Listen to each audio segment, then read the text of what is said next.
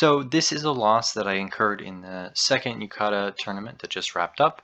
I'm going to analyze the mistakes that I made. This is not intended to take anything away from my opponent's play, but hopefully to improve mine by organizing and verbalizing my thoughts, and maybe help somebody else out, especially if you're a beginner, and also maybe generate some discussion on tactics and strategy. So we're going to start not with a mistake, but with a decent move here on move 4. So here's the situation. At the start of my turn, I play Potter to take an uncontested stone material. So that's a decent move. And I immediately make a mistake on the other end by not tailoring here at the start of turn 6. So I should tailor for 2 reasons here. 1, to get rid of some mediocre cards that I have in my hand, fill it up with hopefully better stuff. And 2, to put material on the floor so that my opponent can't Potter uncontested. So just getting rid of mediocre cards is probably still the best move here to tailor, even if there's no concerns with the floor. But definitely, as soon as I put my Potter task on the floor, I should have realized I need to play something else so that my opponent can't play a Potter and snatch that up and leave me with nothing but paper material on the floor. I fail to play a Taylor, and immediately he plays a Potter, gets an advantage. Next big thing, I'm skipping a lot here, but I'm just going to a couple key moves. Move 12. I make a gamble here. He plays a stone, a monk task rather, and I steal it with Doll. First I craft stool, and then I use the extra action to craft go set. And my mistake was crafting go set, I think, here.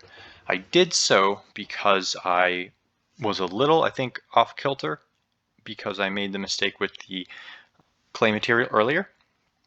I wanted to end the game quickly, and I was gambling. The 2 cards that I drew with stool this turn I was hoping would be either paper or cloth or maybe even 2 stone that would enable me on the next turn to end the game. And I think this was a bad move for a couple of reasons. 1, go set clogs up my board if I don't end the game immediately. 2, it makes me more vulnerable to frog and shuriken as well. So if I just crafted 1, I am at risk of getting frogged, but I can't get shurikened. Now I do 2, I'm at even more risk of getting frogged because it's going to take longer for him to catch up to me, more chances for him to draw a frog, and I'm also at risk of having shuriken used against me. And 3, it's a bad gamble for several reasons. A, luck of the cards that I am about to draw, which didn't go my way. I got cup and brick. 2 clay cards, couldn't really do anything with that. B, luck of if I do get something that lets me end the game, what am I going to return with poem? Will that be enough to compensate for the 3rd luck factor here, which is his back orders? He has 4 cards right now, almost certainly have 5 cards in hand. He could have up to 15 points in back orders. Are the cards that I draw with stool or the card that I complete with poem going to be enough to compensate for that? So it's a risky gamble on several levels, and it's one I don't think makes sense unless you're behind, which I wasn't. At the beginning of the turn, I'm doing fine. Like, he has an advantage with clay, but I have doll, and stool's quite nice. I think a better move would have been just not stealing the monk task with doll and just crafting stool, or even better, taking doll, crafting just stool, then taking a clerk helper with my second action, then on the next turn playing go set as a task and snagging the monk task that I just had to get a covered helper. So I'll have a covered monk helper, a covered clerk helper, and it doesn't really benefit my opponent because all he's going to get will probably be a tailor helper, which isn't a huge help right now. So the next big mistake I think is move 16. This one actually is not as big of a mistake. This one could maybe go either way, but I think even ignoring the outcome just based on the information I had at the time, I think it would be better to have crafted flag and put it, instead of in the gallery, which is what I did, put it in the gift shop. I did that because I wanted to, on the next turn, play straw, use flag to reveal poem.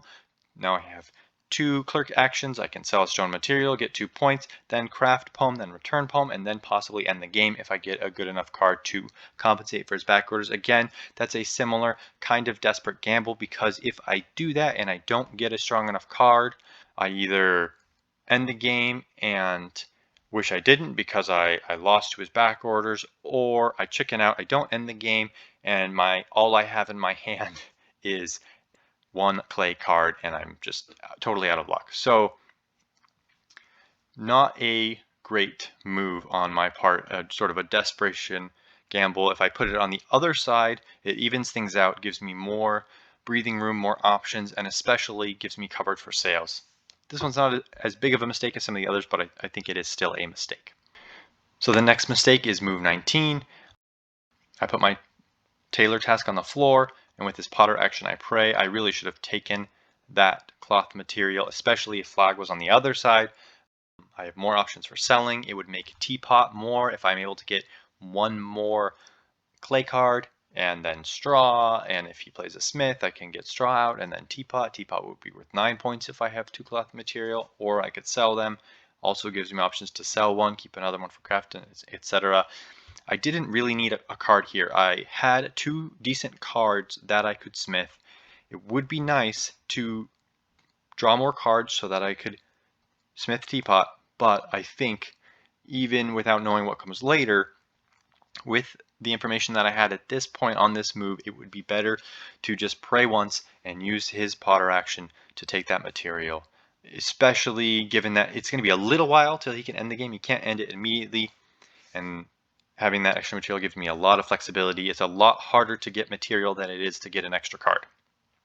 Is, I think, the lesson. He's in much better shape here with Amulet, 3 Stoneworks, and Bench. He's doing great.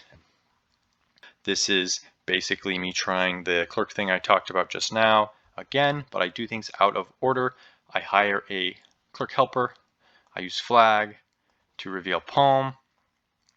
And so I have 4 clerk actions, and I sell 2 materials, and then I craft poem, and I get bell out of the deck. I craft and then return poem, I get bell. And then I have 1 clerk action left, which I use, and I get lucky, and I sell metal from the deck. I really should have thought this through and done poem first.